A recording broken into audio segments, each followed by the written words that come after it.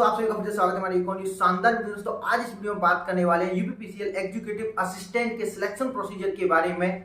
इसका क्या selection procedure रहने वाला है, फॉर्म भरने से लेकर ज्वाइनिंग तक क्या क्या प्रोसेस होगा, क्या कब एग्जाम होंगे, कितने एग्जाम होंगे, कौन कौन से एग्जाम होंगे, डॉक्यूमेंट वेरिफिकेशन कब होगा, कैसे होगा, कौन कौन सा डॉक्यूमेंट हमें लेकर जाना है, सब कुछ कंप्लीट प्रोसेस में आपको इस एक वीडियो में बताने वाला हूँ। एंड में आपको एक ये भी बताने वाला हूँ कि क्या इसका एग्जाम जो नोटिफिकेशन में दिया गया है कि अक्टूबर के लास्ट वीक में होगा या फिर किसी अदर मंथ में ये एग्जाम होगा, मतलब कि कब इसका एग्जाम होगा। तो दोस्तों वीडियो में एंड तक बनी रहिए। हम चलते हैं वीडियो पर। अब सबसे पहले हम बात करते हैं यहाँ पर सिलेक्शन प्रोसीजर के बारे में। दोस्तों सिलेक्शन प्रोसीजर के लिए आपने फॉर्म तो भर ही दिया। अब फॉर्म भरने के बाद अब आता है इसका एग्जाम। तो एग्जाम यहाँ पर 3 स्टेज में होने वाला है। पहला दोस्तों यहाँ पर होगा आपका सीबीटी एग्जाम जो कि कंप्यूटर पर होने वाला है। उसके बाद दोस्तों यहाँ पर टाइपिंग टेस्ट होगा। तीसरा यहाँ पर एग्जाम ये तीसरा यहाँ पर डॉक्यूमेंट वेरिफिकेशन।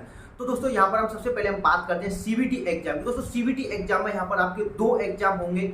जो पहला एग्जाम है दोस्तों यहाँ पर यूपीपीसीएल एग्जीक्यूटिव असिस्टेंट के लिए वो है यहाँ पर कंप्यूटर टेस्ट। दोस्तों कंप्यूटर का यहाँ पर एक एग्जाम होगा जो कि 50 नंबर का एग्जाम होगा। उसमें से आपको 20 नंबर लाने हैं। दोस्तों ये कॉमन बात है लेकिन सभी को पता है।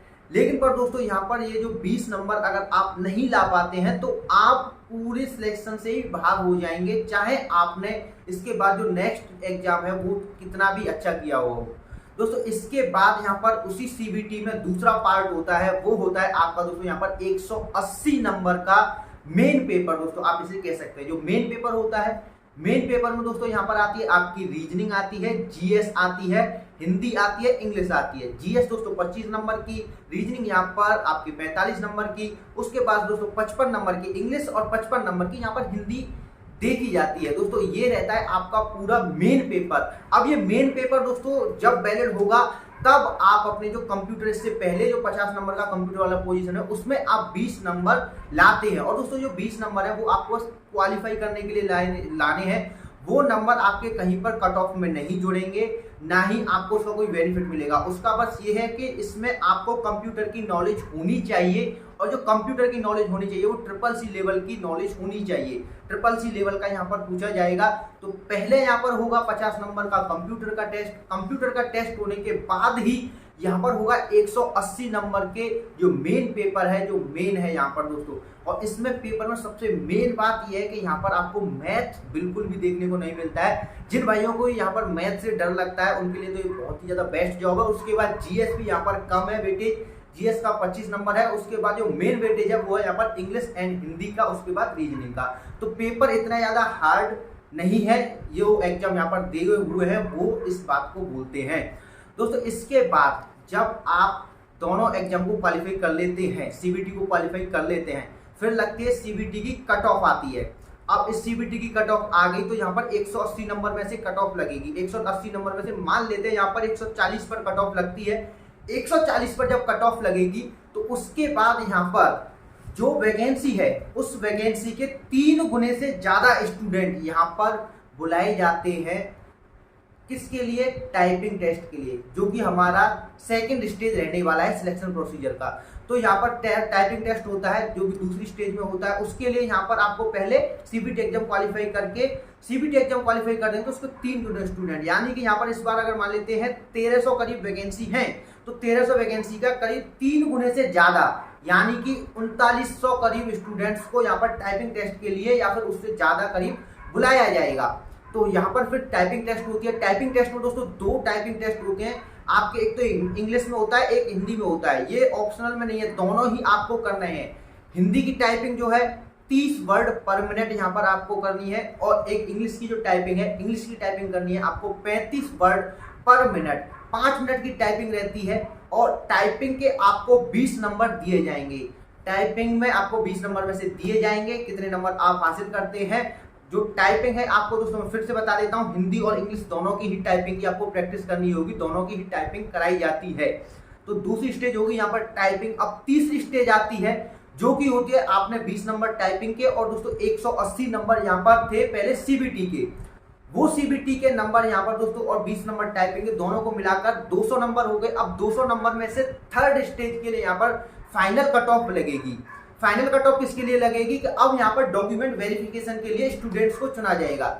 डॉक्यूमेंट वेरिफिकेशन के लिए यहाँ पर दोस्तों 2 गुने स्टूडेंट बुलाए जाएंगे। जैसे वैकेंसी है आपकी यहाँ पर 1300 करीब वैकेंसी है, तो 1300 दूनी 2600 करीब स्टूडेंट्स यहाँ पर बुलाए जाएंगे दोस्तों, जो कि उनका डॉक्यूमेंट वेरिफिकेशन होने वाला है। हम बात करते हैं डॉक्यूमेंट वेरिफिकेशन की। दोस्तों यहाँ पर डॉक्यूमेंट वेरिफिकेशन में कौन कौन से डॉक्यूमेंट्स चाहिए आपको, जरूरी कौन कौन से डॉक्यूमेंट्स हैं, क्योंकि यहाँ पर अभी भी आपको पता हो कि 2 स्टूडेंट्स लिए जाएंगे, तो यहाँ पर 50% स्टूडेंट्स को यहाँ पर डॉक्यूमेंट वेरिफिकेशन में ही बहाल किया जाएगा। तो यहाँ पर आपको क्या क्या ध्यान रखना है, तो यहाँ पर दोस्तों आपको ध्यान रखना है, मैं आपको बता देता हूँ कि जो आपके डॉक्यूमेंट यहाँ पर लिए जाएंगे, योग्यता प्रमाण पत्र, अंक पत्र, जाति प्रमाण पत्र यहाँ पर, और उसके बाद अन्य पिछड़ा वर्ग यानी कि EWS का जाति प्रमाण पत्र यहाँ पर दोस्तों। उसके बाद यहाँ पर एक बात कही गई है इन्होंने कि 31/3/2022 के बाद का बना हुआ जाति प्रमाण पत्र ही लागू होगा। अगर आपका एग्जाम अच्छा हो जाता है तो अगर आपके पास जो जाति प्रमाण पत्र है वो आपका जाति प्रमाण पत्र नजदीकी डेट यहाँ पर दी गई है 31 मार्च 2022 इसके बाद का होना चाहिए। तो आपका अगर नहीं है तो आप इसे रिन्यू जरूर करा लें, और उसी के यही डेट दी गई है यहाँ पर EWS और अदर कास्ट के लिए भी, SC OBC EWS इन सभी के लिए दोस्तों यहाँ पर एक डेट फिक्स कर दी है इन्होंने 31/3/2022। इसका यहाँ पर मेन ध्यान रखना है। इसी में बहुत सारे स्टूडेंट्स यहाँ पर निकलने डॉक्यूमेंट वेरिफिकेशन में जो डॉक्यूमेंट होते हैं वो सभी डॉक्यूमेंट्स की जांच की जाएगी। अगर किसी डॉक्यूमेंट में ऐसा है कि आपका डॉक्यूमेंट फॉर्म में आपने कुछ अलग नाम है और उसमें डॉक्यूमेंट में कुछ अलग नाम है, तो इस ऐसे कारणों पर यहाँ पर उस स्टूडेंट को निरस्त करना, उसके फॉर्म को उसे बाहर निकाल देना, उसका यहाँ पर आयोग के पास फुल पावर है, वो उसको बाहर निकाल सकता है। उसके बाद दोस्तों यहाँ पर डॉक्यूमेंट वेरिफिकेशन हो जाता है। उसके बाद यहाँ पर आएगी सबसे फाइनल मेरिट, जिसमें कि आपका नाम होगा। यहाँ पर दोस्तों कोई फाइनल मेरिट कभी नहीं लगती यूपीपीसीएल में, डायरेक्ट यहाँ पर आपका रोल नंबर आएगा फाइनल रिजल्ट में और यहाँ पर आपको ट्रेनिंग के लिए बुला लिया जाएगा। तो ये पूरा कंप्लीट सिलेक्शन प्रोसीजर इस क्रम में रहने वाला है यूपीपीसीएल एग्जीक्यूटिव असिस्टेंट का। अगर दोस्तों आपने फॉर्म भरा है तो आप इसकी तैयारी अच्छी तरीके से करें। दोस्तों यहाँ पर कितने फॉर्म भरेंगे, अगर आपको जानना है कितना कंपटीशन है, तो दोस्तों मैंने ये वाली वीडियो बनाई थी, इस वीडियो को आप देख सकते हैं, इसका लिंक डिस्क्रिप्शन में दे दूंगा, कमेंट में पिन कर दूंगा। इसके बाद दोस्तों यहाँ पर अब हम बात करते हैं कि मैंने यहाँ पर बात की थी कि इसका एग्जाम कब होगा, अब आपके पास कितना टाइम और है। तो एग्जाम दोस्तों यहाँ पर आपका दिया गया था, जो यूपीपीसीएल की तरफ से दिया गया है, वो एग्जाम दिया गया है यहाँ पर अक्टूबर का लास्ट वीक। तो अक्टूबर तो यहाँ पर चल रहा है, तो इसका लास्ट वीक में यहाँ पर एग्जाम, तो ऐसा लेकिन पर बिल्कुल भी नहीं है। यूपीपीसीएल डेट देता है लेकिन पर इतनी जल्दी कोई भी एग्जाम नहीं होता है। यूपीपीसीएल का जो ये वाला एग्जाम है वो एग्जाम मेरे हिसाब से अभी करीब यहाँ पर जाएगा जनवरी में। दोस्तों जनवरी में करीब ये एग्जाम होगा, जनवरी या फिर फरवरी।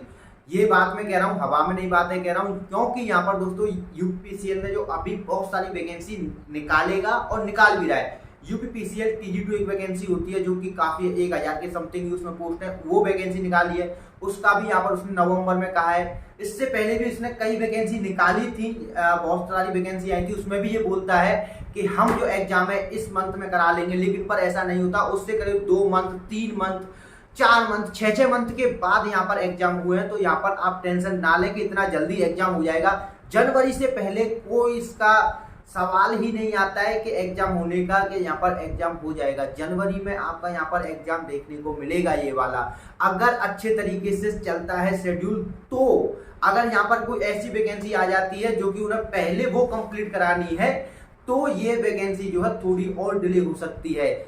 और ये बहुत पहले हुआ भी है कि कई वैकेंसी डिले हुई भी है यूपीपीसीएल की। लेकिन पर यूपीपीसीएल की एक खास बात है कि 1 साल के अंदर ही अंदर पूरी सिलेक्शन प्रोसीजर को करा लेता है। जो टाइम इसमें लगता है ना यूपीपीसीएल में, वो टाइम लगता है आपका पहली बार जो पहला सीबीटी होता है उसमें। उसके बाद आपकी जो प्रोसेस होती है वो काफी ज्यादा फास्ट होती है। फिर तो 15 दिन बाद, 20 दिन बाद, 1 महीने बाद प्रोसेस चलती रहती है। जैसे कि यहाँ पर टाइपिंग के लिए आपको जैसे एग्जाम होगा उसके 1 मंथ बाद टाइपिंग के लिए बुला लिया जाएगा, फिर 15 दिन बाद, तो 15 या फिर 1 महीने का अंतर रहेगा। उसके बाद यहाँ पर उसके बाद फिर जो फाइनल आएगा 1 महीने के बाद उसको फिर डॉक्यूमेंट वेरिफिकेशन के लिए, तो फिर टाइम इतना नहीं लगेगा।